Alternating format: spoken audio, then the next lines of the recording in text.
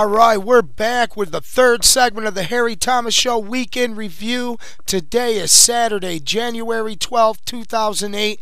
The website where everything can be found that I'm talking about today on the show is at harrythomas.info. I'm your host, Harry Thomas. Let's get into this and talk about some of this news that came out about the 2008 presidential candidates. Now, I don't really like the way they've been treating Ron Paul. I mean, they allow at the Fox debate the other candidates like John McCain and Fred Thompson and Romney to laugh at Ron Paul when he's speaking. That is very disrespectful, and I don't think Ron Paul would treat any of his other fellow running mates like that. And I think that is an outrage. And Mitt Romney got booed for attacking Ron Paul. Listen to this. I think happens again. I think Congressman Paul should not be reading as many of Ahmadinejad's press releases. But let's make fun of it.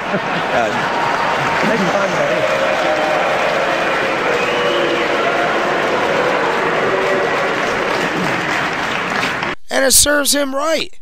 You know, he is not presidential material. He is not even qualified to be president. And this is just simply an outrage. Is Giuliani betting on a terror attack to get his nomination? I was reading Giuliani's op-ed in the Wall Street Journal on January 9th, where he lays out his plans to turn America into a fascist, warmongering police state. And I was beginning to wonder if he knows something we don't. His campaign is based entirely on the notion that America is not safe and must continue to attack Muslim nations. But this angle is not working for him. His numbers in Iowa and New Hampshire were laughable. Now this is what's happening. They're setting him up as a savior so that after the next government-sponsored terror attack, he will be the savior of America, like he was the savior of New York City. I mean, this is a disgrace. This guy is criminal. This guy is another one who has no qualifications at all to be commander-in-chief. And I'll tell you what, if he gets in office, we're all a lot less safer. This guy has global ties to the new world over. He wants one world government. He is a total fascist. He needs to be stopped, let me tell you. And again, he's another one that attacks Ron Paul, trying to say, oh, you know, I've never heard that we were attacked because we're over there. When the CIA itself even talks about blowback, about how they're in there taking over countries in these black ops, overthrowing people's government. And that causes turmoil. It causes people to not like American policies. And they try to play on the heartstrings of America and try to say that they're attacking Americans, trying to blame Americans. When it ain't Americans, it's corrupt in the foreign policies and it's fashions of the administration, neocons that are puppets for this.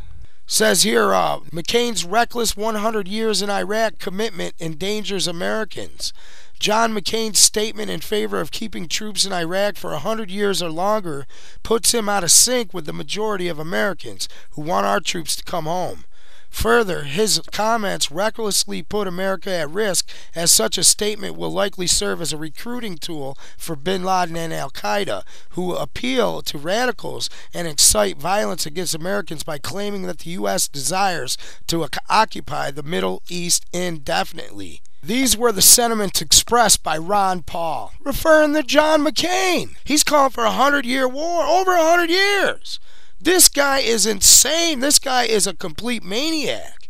Says here, it is time to act in the true national security interests of the United States and begin withdrawal from Iraq and the rest of the Middle East immediately. Americans will be far safer under a pro-American foreign policy that seeks to end the dangerous idea that the U.S. should be the policeman of the world. Furthermore, the financial costs of keeping troops in Iraq for a century would be massive, in addition to the steep price of American lives. If John McCain really wants such a long-term presence, he needs to level with the American people and tell them that his policy will mean we will not be able to fulfill our obligations here at home. The FEC reports Dr. Ron Paul is supported by more active duty and retired military than any other candidate. You know, the military backs Ron Paul more than any of the other candidates in both parties. Now think about that. You want to talk about supporting the troops, support Ron Paul. The troops are supporting him, so if you want to support the troops, support Ron Paul. That's all I got to say. This here says, Ron Paul says people are looking for an excuse to bomb Iran. He cites the latest Iranian provocation while other candidates attack his anti-war stance. Ron Paul urged caution amongst his fellow GOP candidates last night's Fox debate concerning relations with Iran, while the other presidential hopefuls used the forum as an opportunity to attack Paul's anti-war stance. Paul responded by declaring that the other candidates were ratcheting up to war rhetoric. And that's exactly what it is. It is a bunch of war rhetoric. And there was a little confrontation between Ron Paul and John McCain during that. Now, I've got up at the YouTube website, Harry Thomas Info, and at harrythomas.info, the Ron Paul Town Hall, where he was in Manchester, New Hampshire on January 6th and had a town hall meeting. A lot of good information to get yourself familiar with Ron Paul and his policies. I've got tons of information about Ron Paul up. And I encourage people everywhere to get involved in the Ron Paul movement, get the information out about Dr. Paul. I mean, this is the last hope for America. If Ron Paul does not become the next president, we are going to be thrust into one world government. Do you understand what that means? That means a fascist dictatorship in America. And they're setting it up now.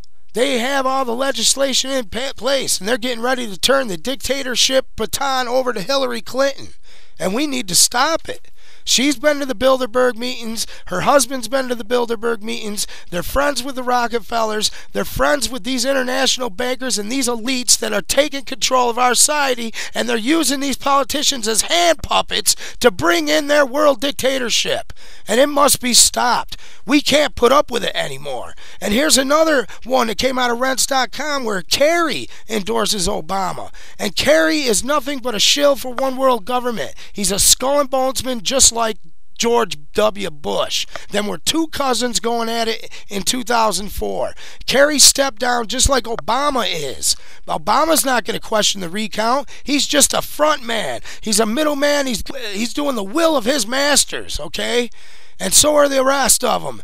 They're part of these secret societies, as the CFR, and these organizations that are trying to take away American sovereignty, and this must be stopped immediately by the American people. If you want to save your country, you need to get yourself and others informed today. Do not be afraid to talk about the issues. I will be back in the next segment, segment 4, to expose a whole bunch more of this corruptional push for world government. Get involved in this fight today. Thank you for listening. We're gonna do the work our Lord puts before us. And there's a job that surely needs to get done.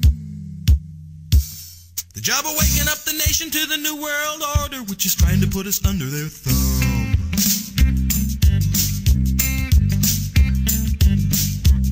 We ain't gonna wait around any longer. We ain't gonna hesitate anymore. Now that we've opened up our eyes and analyzed the situation, we realize that we're in a war.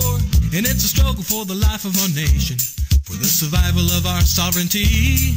And it's a battle for the heart, mind, and soul of the people, for our freedom and our liberty. And so we ain't gonna fight